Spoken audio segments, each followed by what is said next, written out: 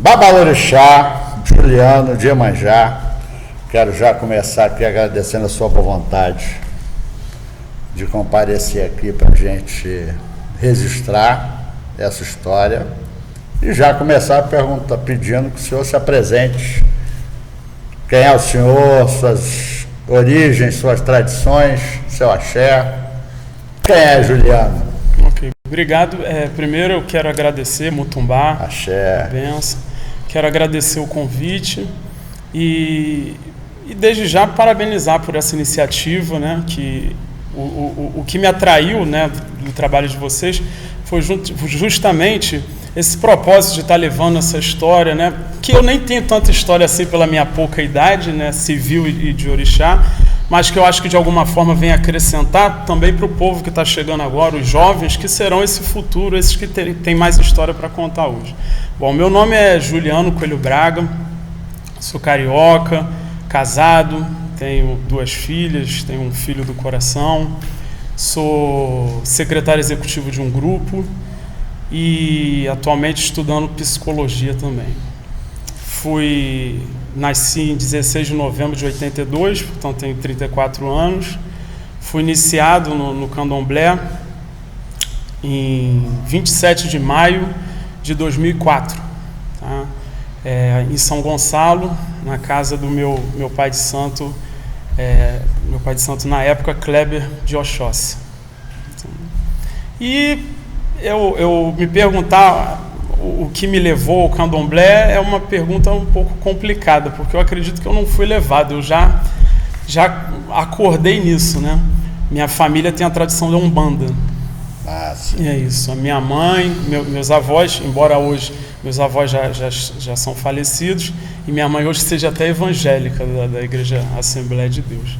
Mas, na verdade, essa minha história começou com a minha mãe tirando a roupa dela, saindo de dentro do terreiro para poder ir para o parto que eu estava nascendo.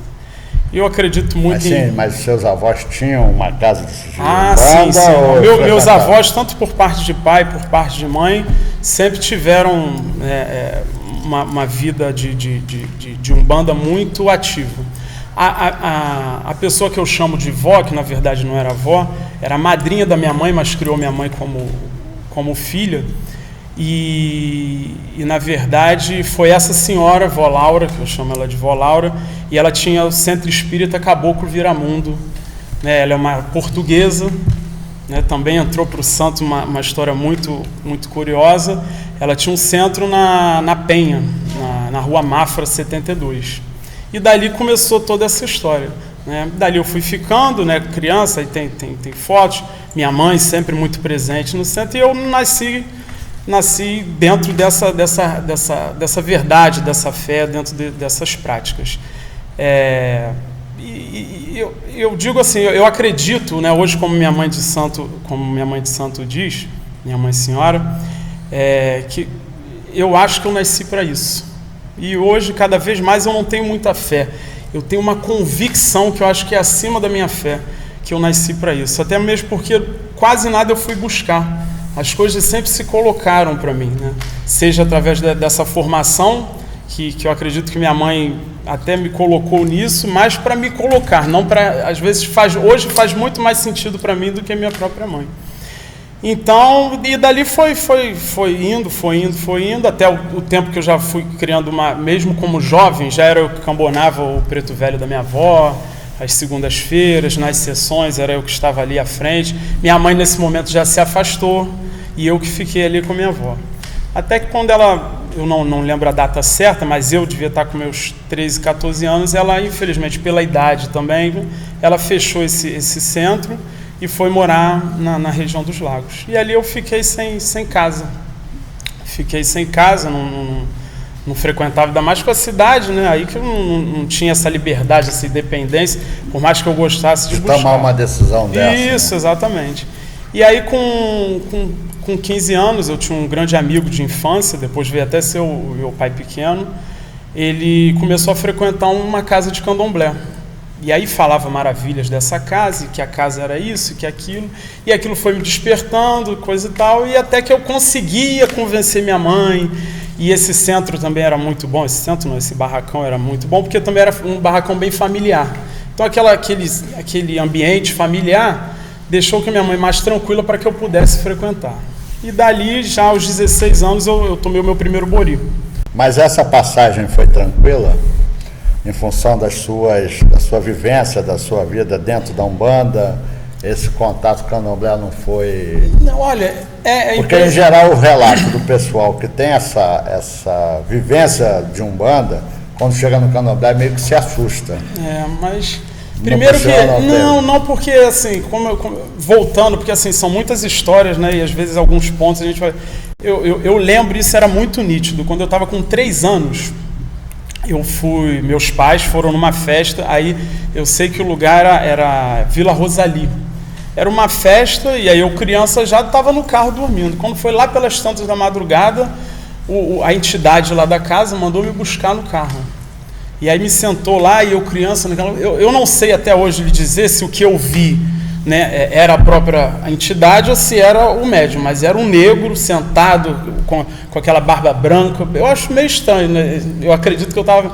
Mas ele falava dizendo aos meus pais que ali eu seria um sacerdote, que eu tinha uma estrela muito grande, e eu, como criança, não estava dirimindo aquilo direito, eu queria mais era voltar para o carro para dormir, e meio que acho que já preparou, tipo assim, e ele ainda falou o seguinte, né, na terra que vocês pisam, ele vai até pisar, mas ali não vai caminhar, né? Eu acredito que ele estava falando da mediunidade, enfim, essa questão toda.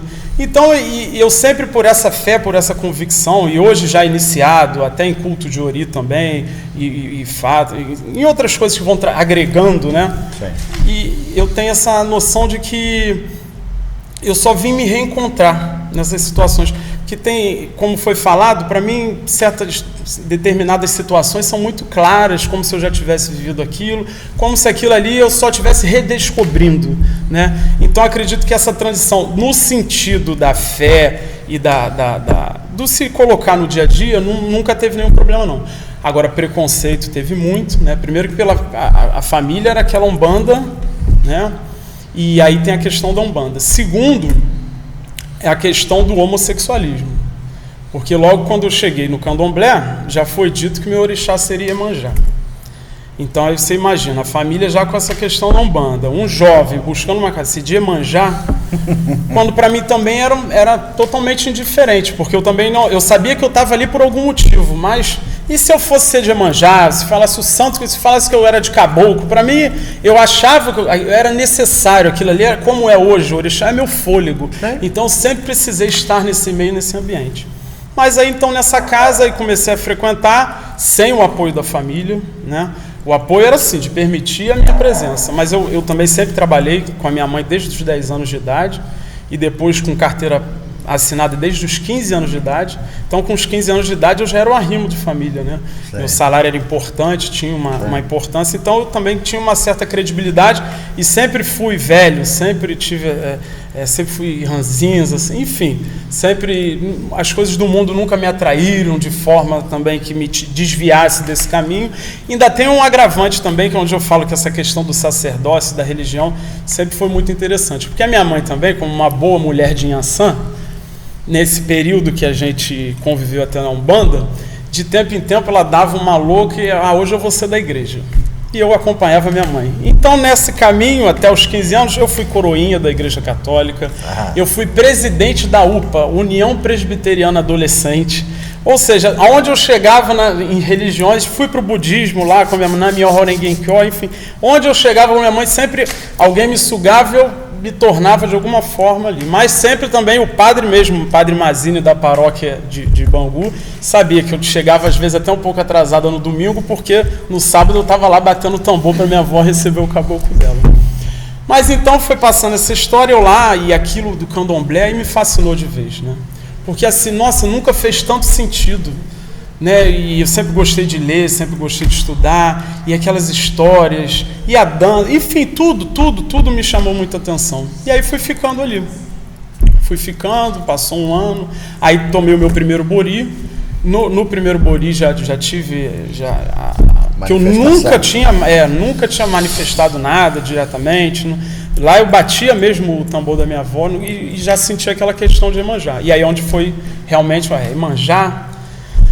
Mas, passado o tempo também tiveram alguns problemas, porque aí essa questão de que é esse santo, ou era uma casa muito tradicional, a mãe de santo era uma senhora, pessoas que eu respeito até hoje, mas aí teve aquela questão de, não, aqui homem tem que virar com santo homem, mas também eu era muito feliz naquela casa, então se ela falasse que eu tinha que receber homem, eu ia receber, enfim, eu estava ali de coração aberto, sendo que, aí a gente, a gente não sabe o que fala e o orixá sabe o que faz.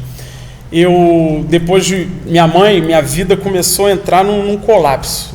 E aí minha avó começou a ter problemas, minha avó, mãe carnal da minha mãe que morava com a gente, meu irmão, minha mãe, as coisas começaram ela falou, não é possível, minha mãe já é evangélica, falou, olha, você vai ver que tem alguma coisa com você. Minha mãe me pegou e me levou no outro jogo. Aí fui eu nesse jogo. Aí a senhora falou, olha, seu santo está aqui exilado, porque não é bem assim, não é bem dessa forma, é pererê pão duro, e sabe aquela coisa assim, para mim não estava dizendo nada, que naquela casa eu era feliz, eu amava aquelas pessoas, aquilo era a família, aquela questão da fé que se tem muito na Umbanda, e infelizmente às vezes eu não vejo no Candomblé, você vai naquela Umbanda bonita, todo mundo de guarda-pozinho, cantando ali, e às vezes, bom, enfim, mas nessa casa tinha, nesse Candomblé, tinha um caboclo que era maravilhoso, isso, aí eu falei, tá bem, aí ela falou, não, então tem que sair, tem que deixar e coisa e tal, tá. E logo na outra semana tinha uma função nessa casa. Fui para lá muito bem, não relatei nada com a mãe de santo e continuei indo. Quando eu voltei para casa, isso já era no domingo, voltei, quando eu cheguei em casa, minha mãe olhou para mim e falou, meu filho, você tá tão estranho. Eu falei, e eu realmente, mão gelada, e comecei a me sentir mal. Eu falei, deve ser cansaço, né? Casa de Candomblé, a gente trabalha bastante, vou dormir. No outro dia, quando eu acordei e senti uma coisa na boca, era uma borra de sangue. Aí eu estranho, eu tenho pavor de sangue, assim, de sentir gosto, Aí eu falei, que isso? Aí já fui, pronto, eu não tinha mais saliva, era só sangue. Aí comecei a botar sangue pela boca, era sangue, aí já aquele desespero. Aí vamos para o hospital. Aí fomos para o hospital, cheguei no hospital, parou de botar sangue. Mas minha pressão já estava também lá no hospital. Aí vamos ver a pressão, não sei o quê. Então era pressão, teve isso, teve aquilo, volta para casa. Cheguei em casa, sangue. De novo. No outro dia leva em outro hospital, e no outro dia vai não sei o quê. Eu sei que lá pela quinta-feira, e eu na época tinha 165 quilos, nossa, bem gordinho, bastante gordinho, e aí já estavam querendo me levar para aquele hospital São Sebastião, que era de tuberculose, até mesmo a gente com esse corpo, esse menino com tuberculose. Aí uma gerente da empresa que eu trabalhava, que eu nem sabia que era de santo, e aí eu já estava me dando depressão, porque eu vi minha mãe separar talher, separar copo, e eu já não tinha força, porque era só botar sangue, porque eu não comia nada, porque eu tinha pavor daquele gosto. Imagina se eu ia comer alguma coisa só botando sangue, e aquela saliva era sangue. Aí uma gerente minha ligou e falou assim, olha, dona Cláudia, eu sei que a senhora é evangélica, mas eu também sou de santo. Eu liguei para o meu pai de santo, contei a história do Juliano, e ele, se a senhora não se incomodar, ele passou essas ervas aqui, aí falou 2 ou 3 ervas, a senhora bate nele, não sei o que. Até hoje eu não sei que ervas foram essas. E essa outra aqui, a senhora vai fazer um chá e vai dar para ele beber. Por Deus, Iemanjá. Na mesma hora que ela me deu, minha mãe com aquela fé de mãe, mesmo sendo evangélica, querendo o bem do filho, foi lá, pegou, me deu o chá. Parece que eu acordei de alguma coisa assim que... Aí, e parou aquilo, não senti mais nada. Eu falei para ela, minha mãe, você vai lá nesse senhor para poder jogar. Aí tá, na outra semana, aí fui lá, que era o seu Sena de Oxóssi. Na verdade, eu conheci como Sena de Oxóssi, mas na verdade era um senhor de Angola, lá em Belfor Roxo. Não me recordo também muito, porque aí fui levado de carro, mas seu Sena, cheguei lá para jogar com o seu Sena, ele falou, meu filho, você realmente é de Iemanjá, tá? Não deixe nunca ninguém lhe falar, embora Xangô seja muito presente na minha vida, mas você, quem olha até para você vai dizer que é de Xangô, mas você é de Iemanjá. Agora, Iemanjá está muito equisilada, aí falou uma opção de coisas que eu também, eu não tinha essa maldade, essa apuração que hoje a gente tem de vivência de Candomblé. Mas uma coisa que ele me impressionou muito, ele falou o seguinte, olha, Iemanjá determina muito a sua vida. Ela diz aqui no jogo que o senhor vai para a sua casa e o dia que ela lhe quiser, ela vai lhe buscar em casa. Aí aquilo eu falei, Eu não entendi muito isso. Eu falei, pô, vou deixar de ir no macumba, deixar de ir no candomblé. Mas também, depois de tudo que eu tinha passado, resolvi respeitar. E assim passou. Deixei de frequentar, tinha até convites. Engraçado que aquela casa, ninguém nunca me procurou. Aquilo parece que virou uma página. E, sabe, que as pessoas não ligaram. E aí, morreu? O que aconteceu? Também foi tudo muito natural. E aí foi passando um tempo. Esse meu amigo de infância, que era dessa casa, já tinha feito santo nessa casa, saiu dessa casa também, conheceu uma pessoa em São Gonçalo, aí me ligou. Falou, Juliano, isso foi em dezembro de 2003. Juliano, poxa, eu estou aqui com um amigo aqui em São Gonçalo e tem que bater um candomblé hoje, e não tem ninguém para ajudar a tocar. Pô, você toca, então vem aqui ajudar a bater. O senhor toca, tá? Toco. Aí vem aqui ajudar e coisa e tal, pererê pão duro. Eu falei, não sei, pensei com a minha mãe, já tinha quase uns 2 anos que eu não ia a lugar nenhum, né? Eu falei, a Iemanjá já deve ter até esquecido de mim na minha cabeça, né? Aí fui. Duvido. Exatamente. Cheguei lá, e engraçado é o que eu falo, nada é por acaso, como é que a gente se encontra, né? Aí cheguei lá, e isso foi no dia 10 de... Aí isso eu lembro muito bem, o dia que eu entrei para a Casa de Santo foi no dia 10 de dezembro de 2003. Ele estava fazendo... Na verdade, ele fez ele já tinha casa inaugurada, mas não tinha colocado barco, enfim. E aí ele estava fazendo um presente para as Iabás. E aí eu sei que eu cheguei lá nesse dia, e quando foi em maio eu estava recolhendo para fazer santo. Olha só. E o impressionante é que, assim, nesse primeiro momento, eu tinha mais afinidade com o Armando, não tinha com o meu pai Kleber, né? E acabou que ali eu acho que foi tudo que eu precisava na minha vida, porque eu entrei leso, duro e louco, né? Com a ajuda das pessoas, dos amigos. Entrei em maio, saí no dia 27, como eu disse. 3 meses depois, a minha vida mudou de água para o vinho. Eu acho que eu só passei a existir depois que eu iniciei no Orixá. A ponto da minha mãe evangélica falar, meu filho, realmente o Orixá mudou a sua vida. E detalhe, quando eu acredito na ancestralidade, que às vezes os caminhos vêm assim, não abriu só o meu caminho não. Minha avó que estava doente ficou curada, o meu irmão enganjou no exército, minha mãe teve problema de aposentadoria. Olha, mas fez assim, decolou para todo mundo. Sim. E eu não lembro de um Juliano antes de Iemanjá na minha vida. Iemanjá é o grande amor da minha vida, eu fico até emocionado. Porque hoje, se eu acho que eu sou alguma coisa, eu não sei dizer diferente do candomblé. E desse processo iniciático até o senhor virar um sacerdote com casa aberta, com a sua família envolvida nesse processo do candomblé, como é que foi isso? Dali... Fácil, foi rápido, foi tranquilo? Olha, parece que...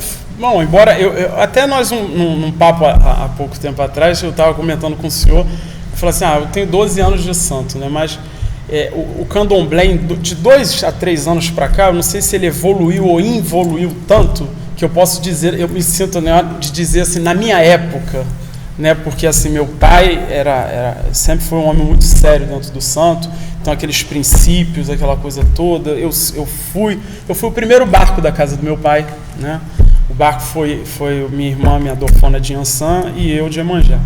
E aí quando eu cheguei nessa situação dele lá, ele descreveu essa minha vida toda, tudo que eu tinha passado, falou da situação de Iemanjá, falou da minha situação com o Xangô, e ele falou, olha, eu vou lhe dizer uma coisa, aí já relembrando aquela história lá do passado. Eu não sou de falar certas coisas para Iaô, até mesmo porque, né, hoje a gente vê o que acontece no candomblé, mas você vai ter sua casa de santo antes de fazer sua obrigação de 7 anos. Eu falei, embora, porque assim, uma coisa é quando te falam, né? Vou te dar um avião. Aí tu vai, um avião. Depois o que você vai fazer com esse avião? Né? Sim. E aí, nessa época eu já não queria avião de jeito nenhum. Aí eu falei, mas o senhor está falando tudo bem, mas vamos ser Iaô. E ali eu fui muito feliz. Foram bons anos que eu passei dentro lá da casa do meu pai. E isso eu falo com muita firmeza, porque eu sei que ele reconhece isso, reconhece até que eu ouço das outras pessoas. Fui o primeiro barco da casa dele, cresci junto da casa. Eu tenho orgulho de dizer que quando eu cheguei lá, a casa era desse tamaninho, e a casa cresceu, a casa evoluiu, entraram outras pessoas, confirmaram o Gans, Ezequias, enfim, e fui muito feliz durante essa época. E durante essa época, sempre ele me lembrando dessas situações. E na minha obrigação de 3 anos foi muito engraçado, que eu estava no roncó lá recolhido, a minha mãe criadeira estava lá fazendo alguma coisa comigo, e ele brigando lá no quintal, por causa de filho de santo, de gratidão, e eles bravejando, e coisa. Aí eu falando, agora vê, né, mãe? Agora, ele diz que eu tenho que ser pai de santo, agora vê se eu vou perder meu tempo para isso, se eu vou me dedicar, vou passar pipoca, que a gente paga ali, passar pipoca no corpo dos outros, para depois, aí nisso que eu estava falando, ele bateu a porta assim, né, e você se prepare, que o próximo... Aí eu fiquei, acho que aquilo ali me marcou. E aí foi ficando isso foi natural. E agora o mais importante, né? Porque dessa questão da Umbanda, o engraçado que na Umbanda nunca apareceu, mas depois de iniciado, já tinha passado 1 ou 2 anos, apareceu um caboclo na minha vida. Que esse aí, sem dúvida, nossa, ele se equipara a Iemanjá. E foi assim o pai que eu não tive ali presente na vida, na criação, né? Que é meu pai caboclo, o seu João Sabino. E esse caboclo apareceu de uma forma tão verdadeira que meu próprio sacerdote, que não cultuava caboclo, ele fazia só o candomblé, começou a abrir a casa para que pudesse ter as festividades desse caboclo, e esse caboclo dava consulta, e esse caboclo já começou com cliente, enfim, o caboclo começou a fazer a revolução dele. E aí o pai de santo falou de fazer a festa do caboclo, nós fomos fazer a festa do caboclo, e o caboclo falou para ele, ó, eu vou fazer 3 festas aqui na sua casa, mas na 3ª festa minha eu já vou ter a minha casa. Aí foi passando. E o caboclo atendendo, e as coisas acontecendo, e um desses clientes do caboclo, que eram amigos, e todo mundo, tem que fazer um ebó, eu levava para o meu pai. Eu tenho que não sei, eu levava para o meu pai, e era sempre lá com o meu pai, eu participava, ajudava, mas a minha referência sempre era o meu pai. Quando eram certas situações, o caboclo mesmo ele resolvia, mas eu não fazia ebó nos outros, essas coisas eu não fazia. Um belo dia, um amigo meu falou assim, ele não era de santo, assim, não fazia parte da situação, a minha noiva vai fazer santo lá em Seropédica. Você pode ir lá comigo, me acompanhar, porque eu não tenho muita coisa. Eu falei, não, vamos sim. Quando é? Ele falou, é dia tal, mas eu queria o seguinte, vai começar, acho que era começar às 5 horas, mas eu precisava que você fosse para a gente chegar lá umas 3 horas. Eu falei, tá bem. Peguei o carro, vamos embora, vamos lá. Aí 3 horas ele passou do barracão, eu vi que ele passou do barracão e foi direto, falei, mas vai aonde? Não, calma. Quando chegou lá, um terreno de 800 metros quadrados, aí cheio de cavalo, aí tava com lixo, com árvore. Aí eu falei, legal. Ele falou, esse aqui é da minha família. Eu falei, legal, bacana, mas o que veio fazer? Falei, não, esse terreno é seu. Ele falou, meu? Ele falou, Eu falei, mas pra que eu quero isso? Não, isso aí é um trato meu com o caboclo. Eu falei, não quero saber de nada. Ele falou, Juliano, é o meu trato com o caboclo, agora você se resolve com ele. Aí eu falei assim, eu falei, gente, e agora? O que eu vou fazer? Um terreno aqui, eu nunca tinha ido a Seropédica. Minha vida sempre foi aqui, bem urbana, né? Eu nunca saí assim para município, Seropédica. Falei, e agora? O que eu vou fazer? Não sei. Fiquei perplexo mesmo, porque eu nunca esperava daquela situação acontecer. Falei, e agora? Eu falei, já sei, vou vender esse terreno, vou guardar o dinheiro, um dia eu compro alguma coisa lá. Aí já vem o caboclo, né? E eu falei assim, gente, e detalhe, eu não tinha dinheiro para investir naquilo, 800 metros quadrados. Nossa. No primeiro, não, minto, antes de vender eu ainda falei assim, não, vou fazer o seguinte, vou murar, eu deixo murado, que pelo menos tá. Aí fui chamar um pedreiro, só para ter noção na época, 25 mil. O quê? Gente, 25 mil, não tem condições para murar material. Eu falei, e agora? Aí fiquei desesperado, falei, vou vender. Aí o caboclo chegou lá e deixou o recado para mim. Primeiro que não vendesse, que não era meu. Então eu não podia mexer numa coisa. E segundo, que era ali que ele queria. Porque sendo tão longe, só iria até lá quem quisesse orixá ou quem precisasse, ou quem gostasse dele. Eu falei, mas e agora? Mas eu falei, e o caboclo, como é que eu vou fazer? Que lá tá com cavalo, tá com lixo, coisa e tal. Ele falou que eu esperasse. Aí tá. Eu faço parte de outras organizações, de outras sociedades. Um belo dia, nesse negócio de Orkut, um irmão me chama e fala assim, Juliano, não tinha intimidade com esse irmão, só conhecia ele lá da sociedade. Ele falou assim, eu preciso muito de você. Eu falei, de mim? Eu queria bater um papo, conversar, porque eu estou com algumas situações e eu acho que é dessa tua religião. Aí eu falei, não, vamos lá em São Gonçalo que eu vou te... Não, tem que ser você. Eu falei, mas... falei, tá bem, então vamos bater um papo. Aí mandei ele até a minha casa, não marquei. Aí, né, a gente sempre marca num escritório, não sei por que mandei ele na minha casa.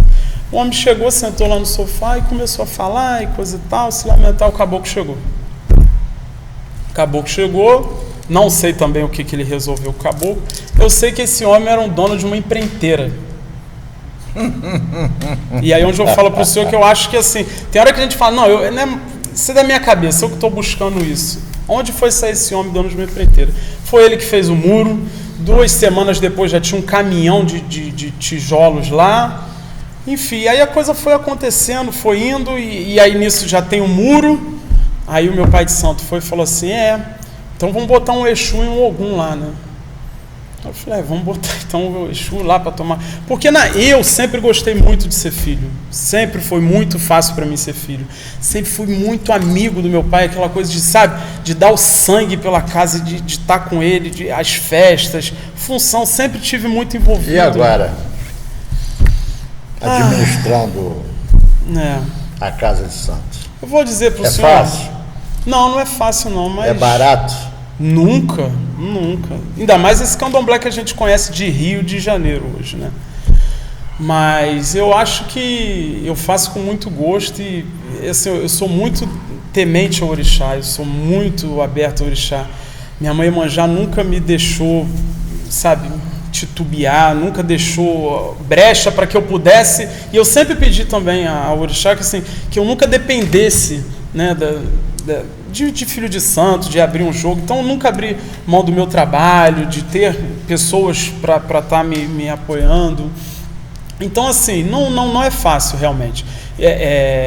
Mas a questão administrativa da roça, porque a gente tem mantido uma discussão acesa aqui, existem algumas acusações, porque o candomblé virou comércio, do qual eu discordo plenamente. Como é que o senhor sustenta a sua casa de santo? Eu sustento a minha casa de santo com meus filhos de santo e com meus proventos. Eu acredito que o candomblé não virou um comércio, mas hoje o candomblé, mais do que um comércio, em muitas situações virou evento social. Sim. Então, eu acho que a grande dificuldade está justamente quando você leva para o evento social, não para a religiosidade. Sim. Porque eu acho que assim, quando eu falo assim, caboclo, eu não tenho dinheiro para fazer a sua festa. Em 2 minutos aparece o frango, aparece... Sim, então, exatamente. Entendeu? E a questão, eu acho que é uma sociedade, né? A casa é uma sociedade. E até isso o orixá proporciona. O orixá me proporcionou uma esposa maravilhosa, que é o meu braço direito dentro da minha casa, né? Que me dá todo esse respaldo, né? Nos momentos que eu falo assim, cara, dessa vez não vai dar. Ela falou, não, vai dar sim, vai acontecer. Mas como? Ela, não sei, vamos subir para a Seropédica que lá vai estar a resposta. E na questão financeira, hoje eu tenho muitos bons filhos. Todos problemáticos. Eu falo assim, tem hora que é casa de Iemanjá, então as pessoas muito bem da cabeça não vão para lá. Todos problemáticos, mas não abro mão de nenhum deles. Sim. Porque são pessoas que reconhecem, exatamente, e reconhecem essa religiosidade. Então, assim como eu faço sacrifício, todos dentro das suas limitações fazem esse mesmo sacrifício para estar ali. Agora, também é claro que a gente precisou criar essa consciência religiosa, porque o candomblé é muito envolvente e a gente tende a querer imitar certas situações. Então, hoje eu faço parte de um axé, aliás, sempre fiz parte, nunca eu saí da casa onde eu fui iniciado, tá? Mas eu continuo sempre na mesma raiz, que é o Gantuá. Nós seguimos um calendário anual de funções, né? Começa com Oxalá e termina nas Iabás. Eu faço todas as funções, mas eu não faço eventos sociais. Sim, né? Sim. Então, o trivial... Com certeza, dessa forma, eu consigo conciliar dentro da minha sociedade, dentro do meu EBE, com os meus filhos. Entendeu? Eu tenho certeza que o senhor tem muita história para contar, a gente tem uma limitação de tempo. Eu o conheci aqui através do grupo de estudos. Sei que o senhor participa, como mesmo falou, de várias outras sociedades filantrópicas, tem um trabalho social agregado a essa questão religiosa. Como é que o senhor está vendo, o senhor imagina ou supõe, o futuro do candomblé? Esses enfrentamentos, porque eu acho que não dá mais para a gente separar a questão religiosa da questão política, não é política eleitoral nem partidária, mas da política, da ação política. Né? A gente tem visto aí o que está acontecendo. Agora o Temer aprovou um Dia Nacional do Evangélico. Nada contra evangélico, não é isso, mas acho que o Brasil está numa situação bastante complexa para uma situação como essa. Então não tem mais como desassociar a nossa religiosidade, em particular, dessa questão da compreensão do que está acontecendo do ponto de vista político. O que o senhor acha que vai ser o futuro do candomblé com esses enfrentamentos? Olha, eu vejo o futuro do candomblé como religião, equiparando às outras, um pouquinho comprometido, né? Não só, mas o grande mal do candomblé hoje está dentro do candomblé, né? Que são os próprios participantes, né? Os praticantes, exatamente. Eu acho assim, futuramente eu vejo, né, eu tenho essa visão, pelo menos até o que eu tenho visto até agora, pode ser que com a minha visão um pouco imatura de vida, de vivência, com essa maturidade, eu posso estar sendo um pouco pessimista, mas eu acredito que a tendência do candomblé é cada vez se isolar mais, né? As casas tradicionais, casas essas que sempre continuaram tradicionais e isoladas, né? Na verdade, hoje eu vou a Salvador, vou ao Gantuá, vou na casa de minha mãe senhora, mas eles continuam lá fazendo o candomblé deles, mantendo essa coisa. Mas eu acredito que a tendência é essa, de cada um se isolar e tentar fazer o seu. Por quê? Embora não seja dessa forma que eu gostaria que acontecesse. Mesmo tendo essa visão pessimista, eu tento ser muito otimista nas minhas atitudes hoje, tentando plantar boas sementes. De que forma? Instruindo os meus filhos de santo, tirando por vez, deixando cair por terra de que política e religião não se misturam. Se misturam, é necessário, né? O EBE, a sociedade, necessita de política, precisa de uma conscientização. Agora, o principal de tudo, que aí eu já acho que tem a ver com a religião, é cada um saber quem é. É cada um saber por que você está inserido aqui naquela situação, por que você é do candomblé, qual é o seu orixá, por que você está ali, o que aquela sociedade precisa de você, qual é o testemunho que você deve dar para a sociedade, para a sua família, do que o candomblé é importante na sua vida. Então é dessa forma que eu tento conscientizar aqueles que me seguem, aqueles que estão à minha volta, para tentar mudar um pouco do que essa minha visão pessimista me traz, entendeu? Mas eu acredito nisso. Nesse primeiro momento, pode ser que daqui a 2 anos, a gente conversando novamente, eu possa mudar a minha ideia. Mas eu tenho muito disso, que vai acabar se isolando. Eu vou ficar na minha casa lá em Seropédica, até mesmo porque, como eu já falei, eu acho que o candomblé também não veio para todos, né? Eu não no sentido de ser uma... O candomblé veio para todos, sim, para ensinamentos, para passar tudo, mas não para essa questão de iniciar e ter, de repente, uma pujança e um domínio político como tem, de repente, a religião católica. Eu acho que essa é uma questão fundamental, que é uma questão de princípio. Certo. As pessoas precisam entender que o candomblé não é uma religião confessional. Certo. Ela é uma religião iniciática. Exato. Que existem normas, que existem leis, que existem regras, sim, que você tem que passar por aquele processo, que esse processo ele é mais do que religioso, né? Ele é filosófico, ele é cultural, ele é religioso, ele é ancestral, ele é tudo isso. Ele é social, ele é político. O candomblé é a religião mais completa de todas. Eu ouso dizer isso, que é a religião que dentro dela você consegue entender tudo. Não é? Então, o candomblecista, ele tem que ser necessariamente diferente, sim, com certeza, do que é um evangélico, do que é um católico, do que é um budista, do que é o outro. Por quê? Porque a gente tem esse processo iniciático. Certo. Né? Agora, se não compreender isso, inicialmente. Exatamente. E onde está tendo hoje os grandes problemas que a gente vai vendo. Que as pessoas caem de paraquedas em certas situações e hoje é uma fábrica de sacerdotes e eu me sinto muita vontade, mesmo novo de idade, porque eu acho que eu fui buscar até a psicologia um pouco por causa disso. Não que a psicologia vai resolver, né? É para eu poder entender o ser humano. Eu sou apaixonado pelo ser humano, pelas situações. E eu ouso aqui a desafiar uma pessoa que diz que o sacerdote, o babalorixá, cuida de orixá.